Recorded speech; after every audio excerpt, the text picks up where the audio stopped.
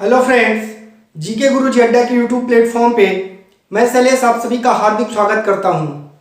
प्यारे साथियों, आप सभी का हमारे यूट्यूब चैनल पर हार्दिक स्वागत है।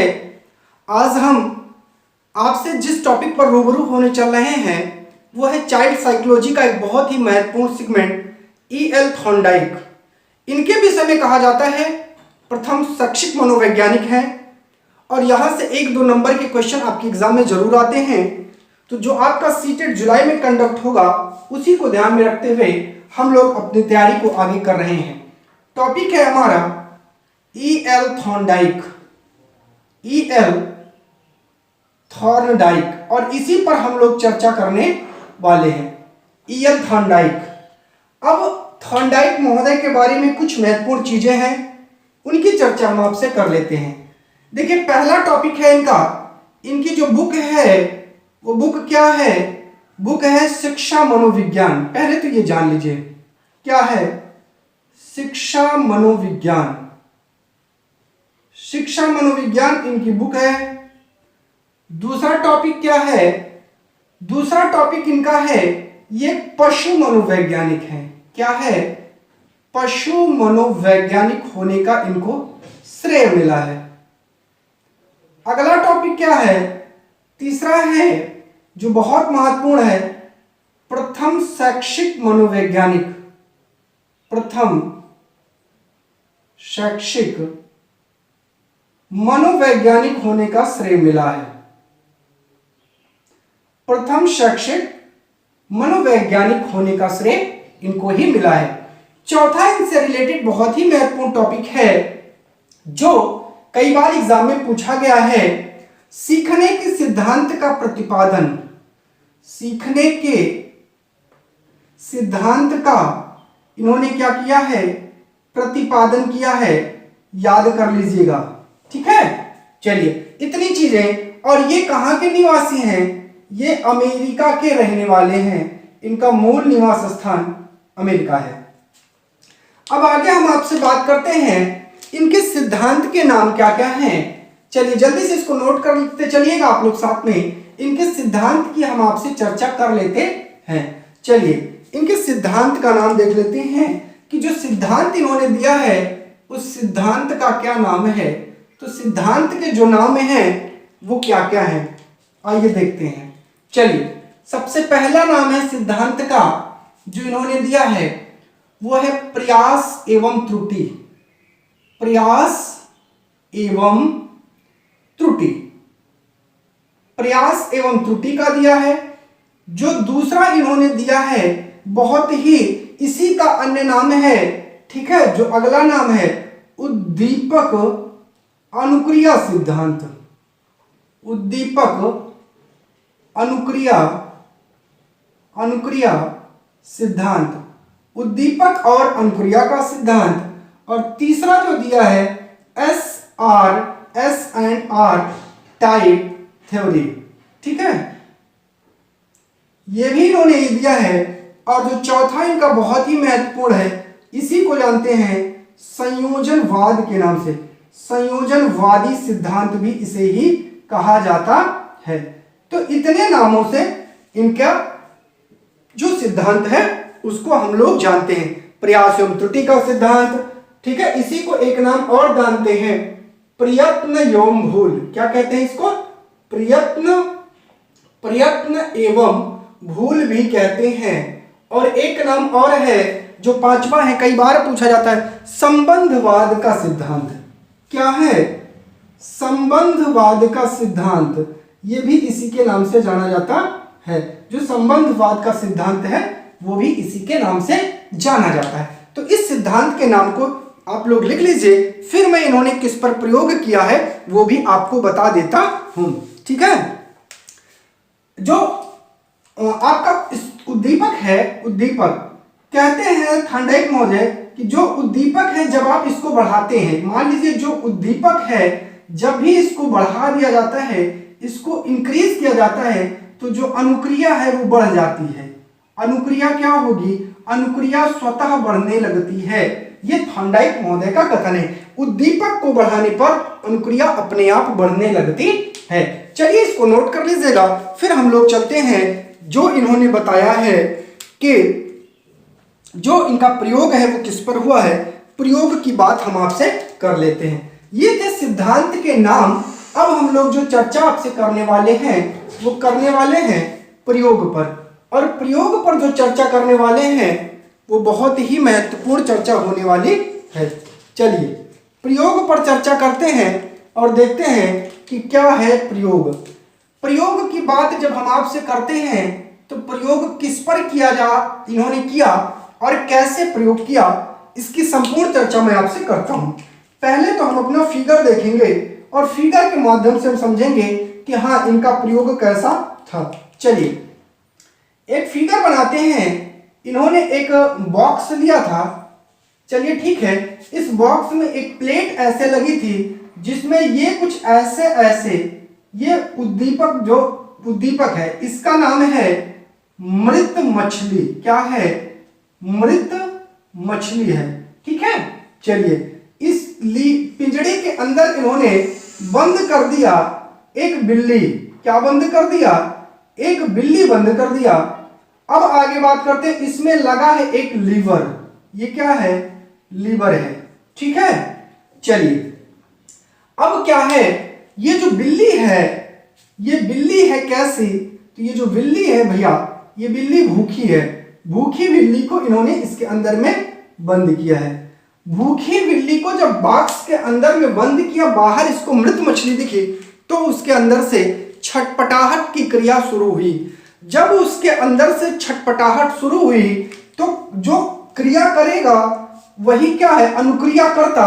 तो बिल्ली अनुक्रिया करता है और भोजन क्या है? उद्दीपक है। तो ये क्या है? बिल्ली है अनुक्रिया करता। अनुक्रिया करता।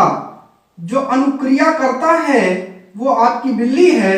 और भोजन क्या है? तो जो भोजन है वो क्या हो जाएगा? उद्दीपक। क्या हो जाएगा? उद्दीपक। क्योंकि भोजन को देख करके ही उसके अंदर क्रिया करने की क्षमता बार बार आई। इस भोजन को पाने के लिए बिल्ली ने कई बार प्रयास किया लेकिन असफल रही।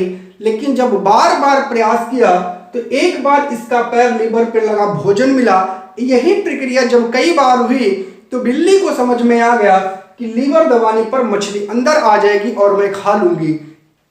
तो थॉर्नडाइक का कहने का मकसद यह है, इस सिद्धांत को उन्होंने दिया कि जब हम बार बार प्रयास करते हैं तो त्रुटियां होती हैं लेकिन अंततः हम सीखते जरूर हैं। ये थॉर्नडाइक महोदय कहना चाह रहे हैं कि गलतियां जीवन का एक हिस्सा है लेकिन उसमें हम सीखते जरूर हैं।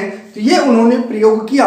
आप लोग इस प्रयोग को नोट कर सकते हैं, ठीक है। यह सिद्धांत हमें बताता है जब हम प्रयास करेंगे तो त्रुटियां होंगी लेकिन अंत में हम अपने लक्ष्य तक क्या होता है?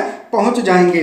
चलिए अब इसके बाद हम लोग थॉर्नडाइक के नियम की चर्चा आपसे करने वाले हैं। दो प्रकार का नियम दिया है उन्होंने, मुख्य नियम और गौण नियम। दोनों की चर्चा हम आपसे करते हैं।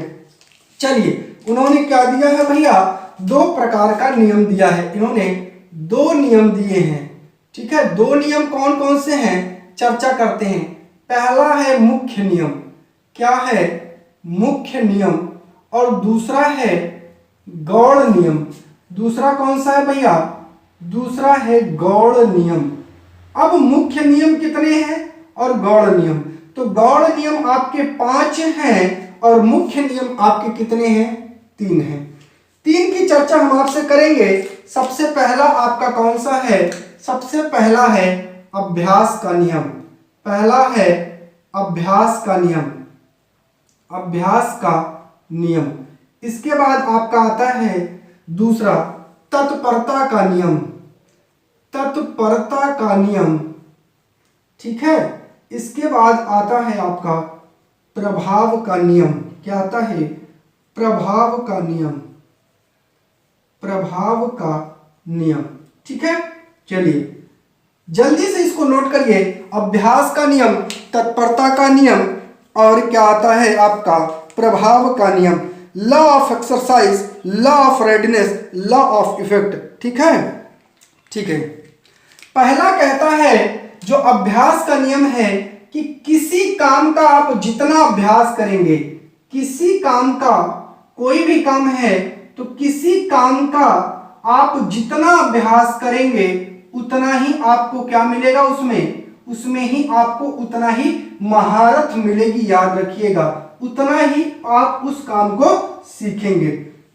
सीखने में जितना आप तत्पर रहेंगे उतना ही जल्दी सीखेंगे। यह तत्परता का नियम है। तत्परता का नियम कहता है आप किसी काम को उतना ही बढ़िया सीख सकते हैं जितने ज्यादा उसमें तत्पर रहेंगे। यह है आपका तत्परता का नियम। ठीक है। प्रभाव का नियम कहता है कि जब सीखना क्या हो, संतोषजनक। दो कैटेगरी है। जब सीखना संतोषजनक होगा तब आप क्या करेंगे, तब सीखेंगे। क्या करेंगे, सीखेंगे।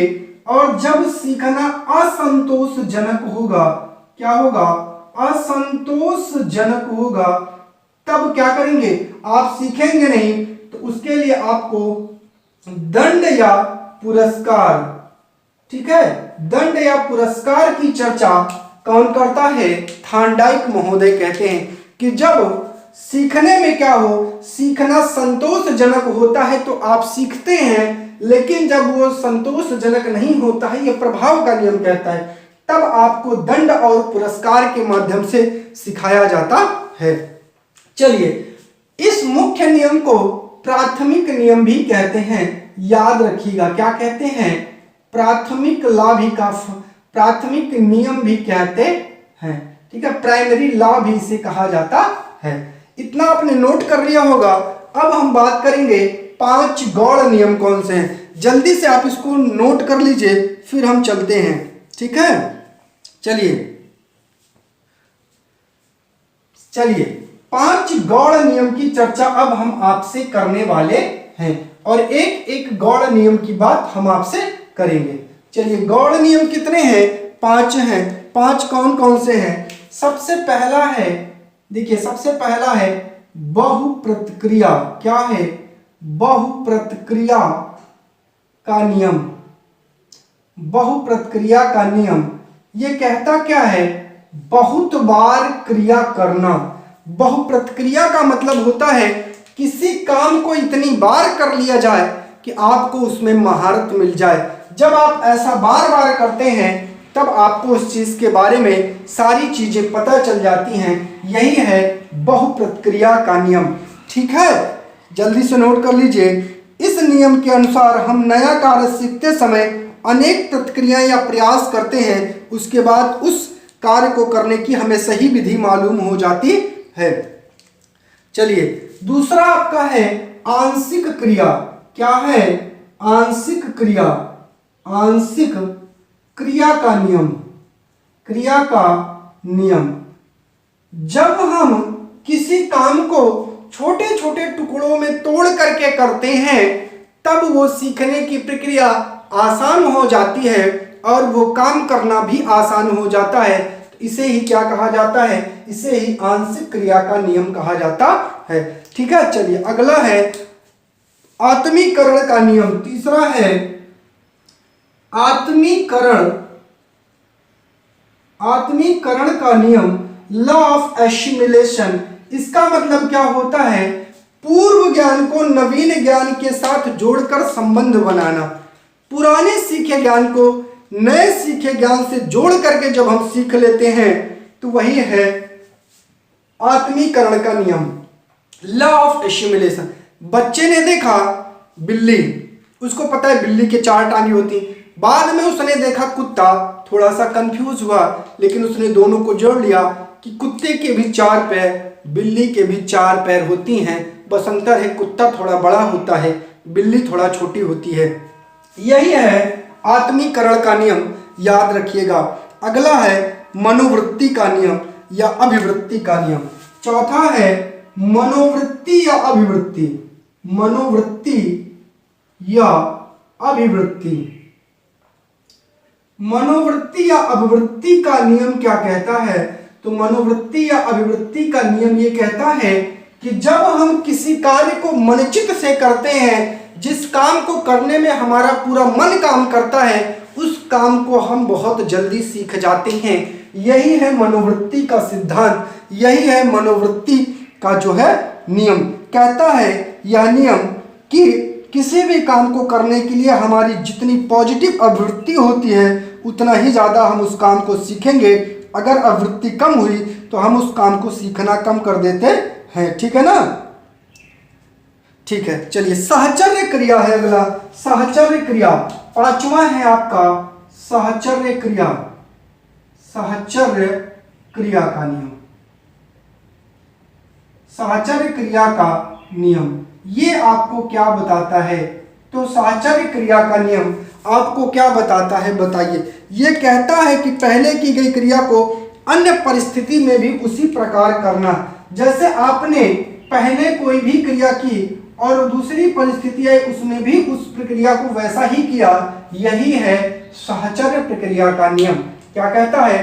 पहले की गई परिस्थिति में नई परिस्थिति में भी उसी काम को वैसे ही करना। जैसे आपसे कहा जाए आपने घर पे 8 लाइन की जो पोयम सुनाई, बहुत ही अच्छी तरीके से सुनाई, उसी पोयम को वैसे ही आप क्लास में बहुत अच्छी तरीके से सुना देते हैं, तो वही कहलाता है साहचर्य क्रिया का नियम। इसके अंतर्गत इसी में एक छोटा सा टॉपिक आता है इरर, गलती। गलतियां मानव जीवन का हिस्सा हैं। क्या है? मानव जीवन का हिस्सा है। अर्थात जब बच्चा गलती करता है तो वह उसके सीखने का एक बहुत ही अभिन्न अंग है, इरर। ठीक है? इरर का मतलब होता है गलती। तो गलती क्या है?